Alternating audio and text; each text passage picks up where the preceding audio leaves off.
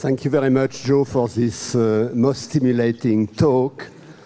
I have many questions that will extend our lunch conversation, but I think the time is to give, to ask the room who has questions. Qui a des questions?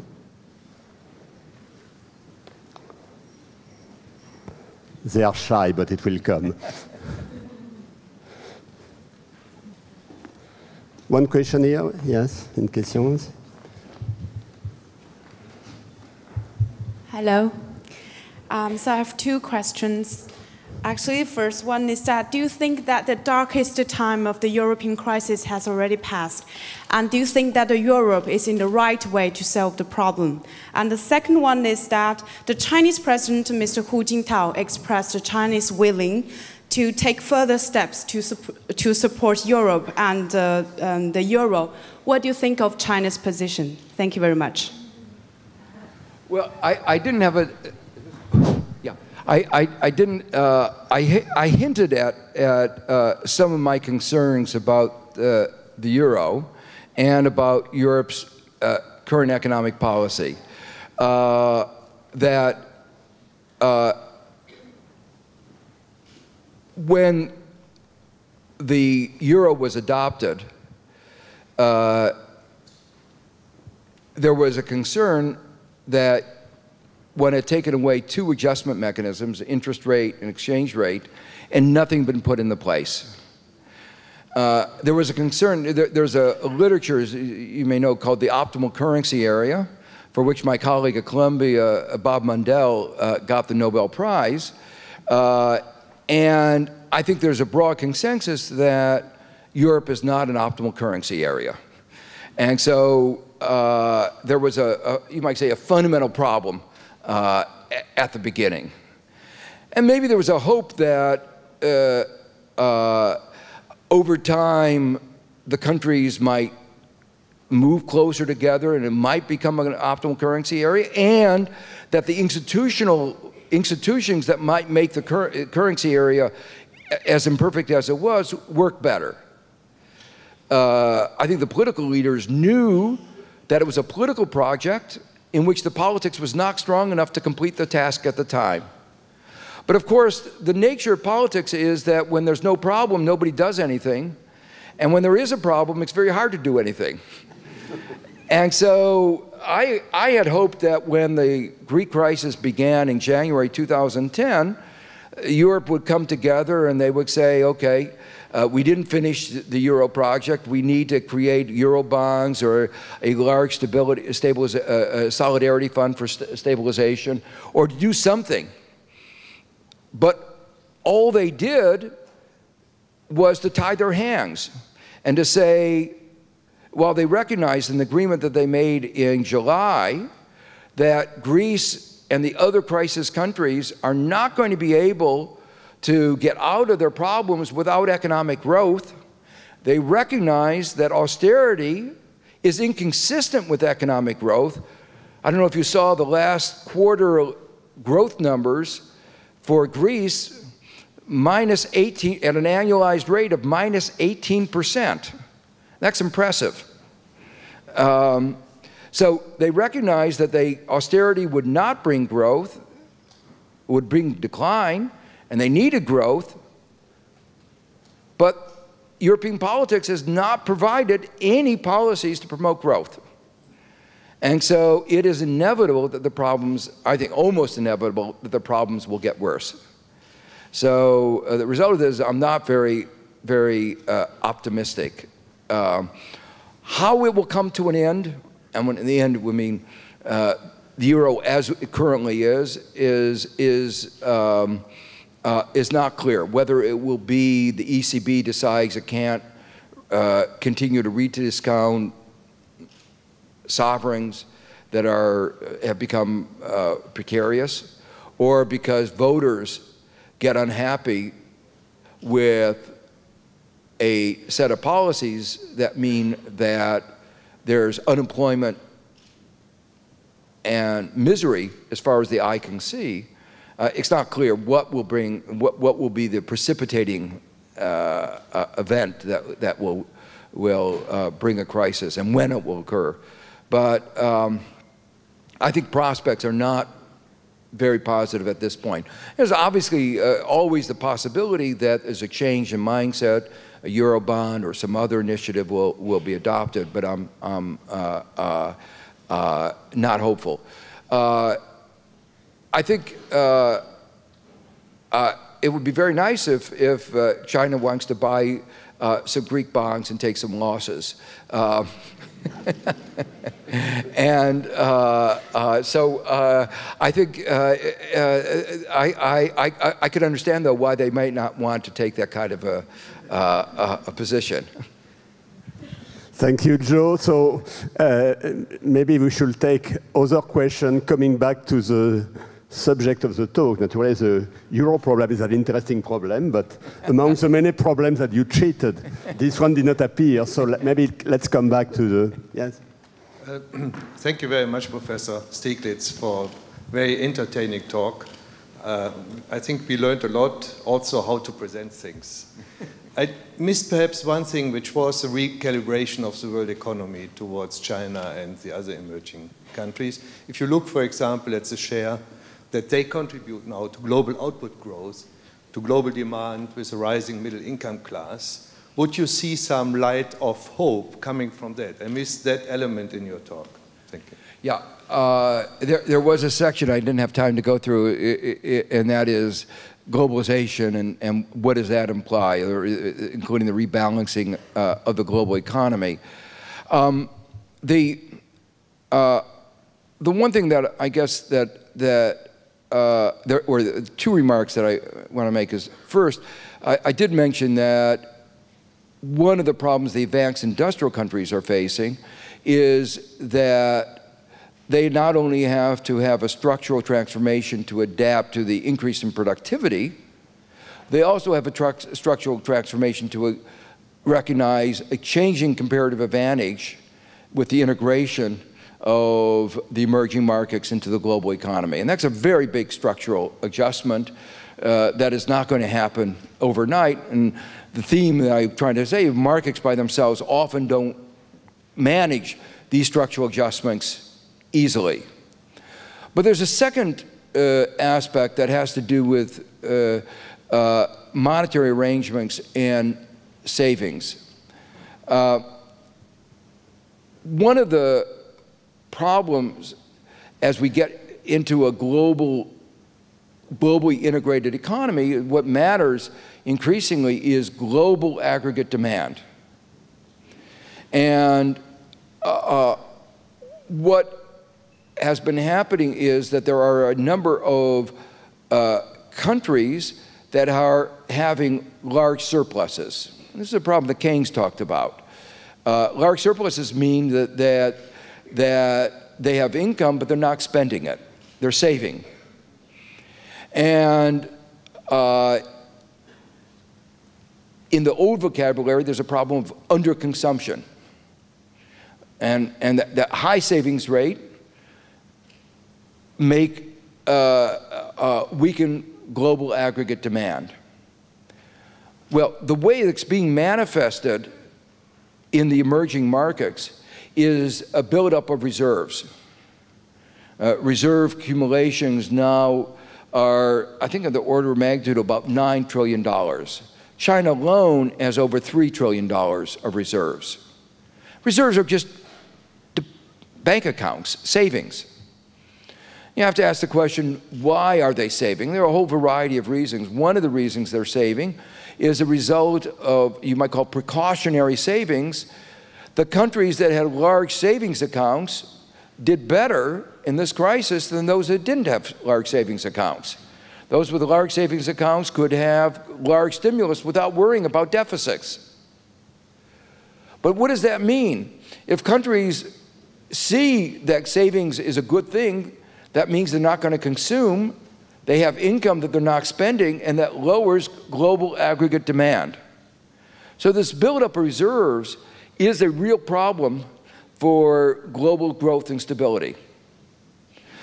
One of the recommendations of the UN Commission that I chaired was that echoing again a recommendation from Keynes, was that there needs to be a global reserve system. And China has talked about that, Russia, and there was a hope that in the G20 discussions that France chaired this year, that would be at the center. One of the central issues would be a reform of the global reserve system. But the U.S. vetoed that. And the reason is that the U.S. likes being able to borrow at close to zero interest rate. I think we all like to be able to borrow at zero interest rate. But the U.S. had the ability. The problem with the G20 is you have to get unanimity, and if the U.S. says we don't want it to discuss, it won't be discussed. So reform of the global reserve system, I think, is one of the key issues for restoration of growth of the global economy today. Thank you, Joe. So some other question here? Yes, you said that one of the solutions for the crisis was to facilitate the technical change, for example, in the United States. But recently we have seen President Obama congratulating managers that were relocating manufacturing jobs in America because of the increasing costs in China. What do you think about it? Yeah, that's a really good question. I think that's partly political rhetoric.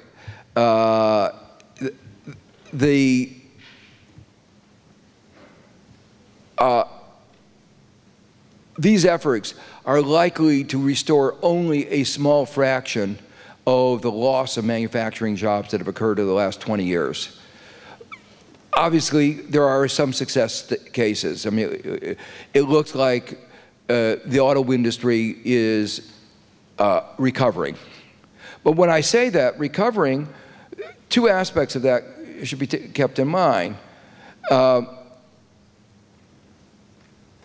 The auto industry used to be a major employer. The auto industry now, I can't remember the numbers, but it's a really small number. It's a fraction of the number of employees of McDonald's. It's not a major source of employment.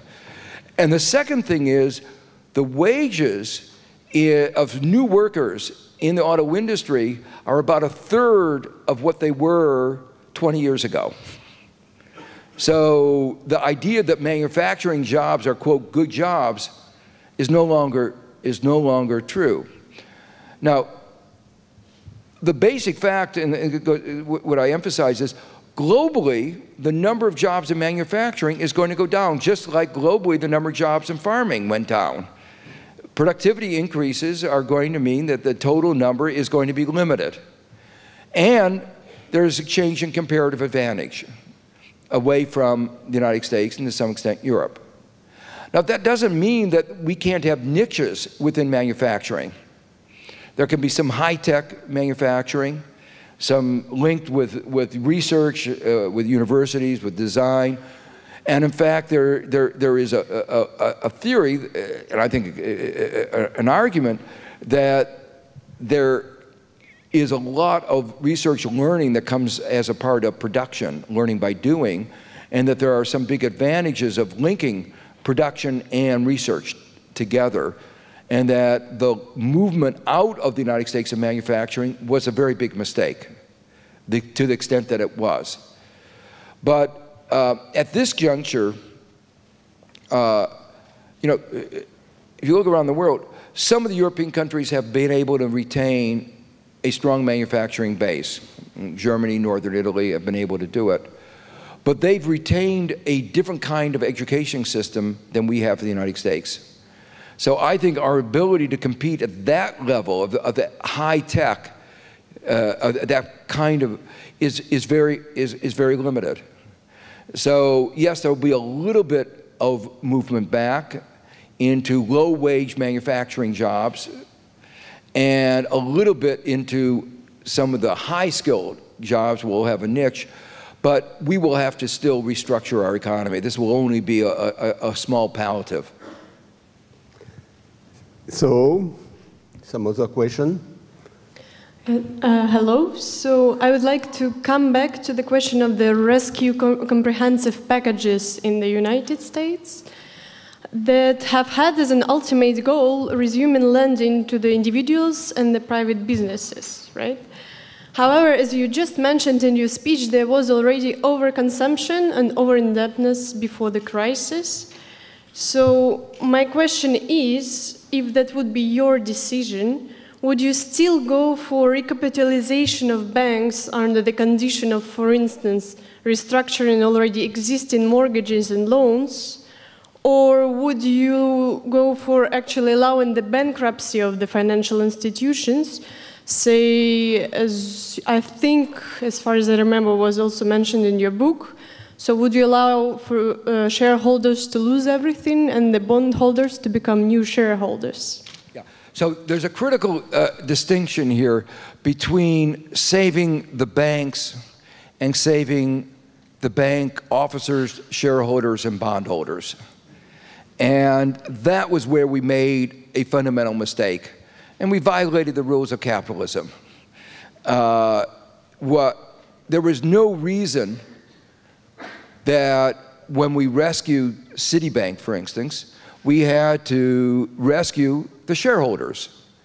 There were, in Citibank, for instance, long-term bonds of over $300 billion.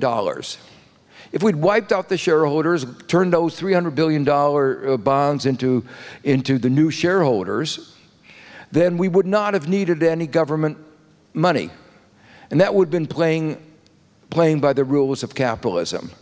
And I think it was a fundamental mistake, and it has contributed a lot to the unhappiness, the Occupy Wall Street, the political unhappiness, because most Americans see the government as having helped the bankers and not helping ordinary individuals, in particular, say, the homeowners. Now, on the issue of the homeowners, as we were rescuing the banks, we actually put the bank's interest over those of the homeowners. So one of the things that we did was we told the banks that even if you have a mortgage, which we call impaired, that it was not paying, the mortgage was not being current, you could pretend that the value of the mortgage was unimpaired.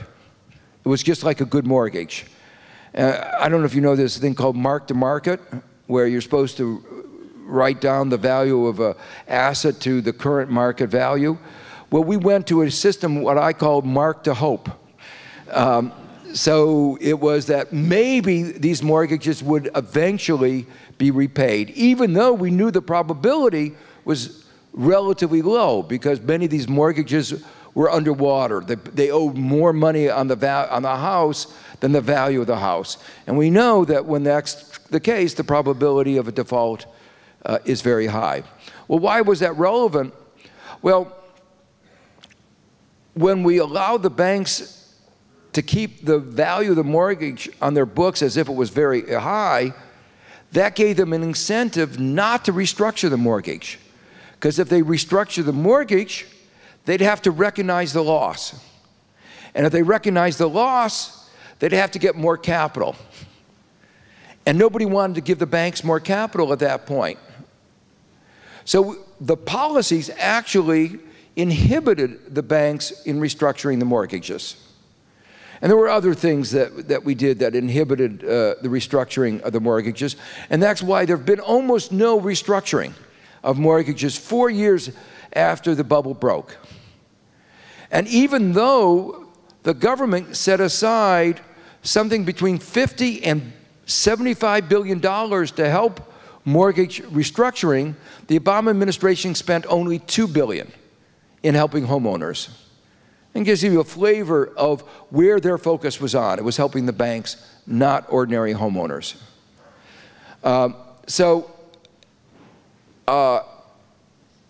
In terms of the stress on ordinary families, on our economy, these were really very bad mistakes.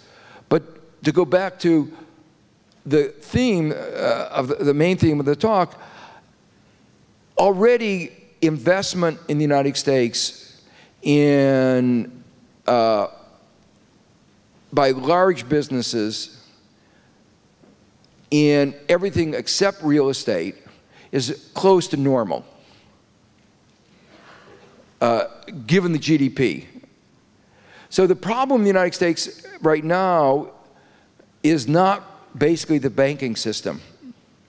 It's the more fundamental problems that I've described. There's still a little bit of problem of small and medium-sized enterprise lending to small businesses, but that has another problem with it, which is, with two problems. One is we gave a disproportionate amount of money in recapitalizing the banks to the big banks that disproportionately are not interested in lending to businesses, are more interested in speculating on credit default swaps and betting on weather crease defaults.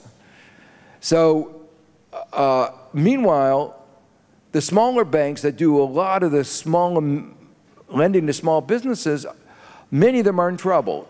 Over 300 of them have already gone bankrupt. 800 of them are in a precarious position we call on the watch list.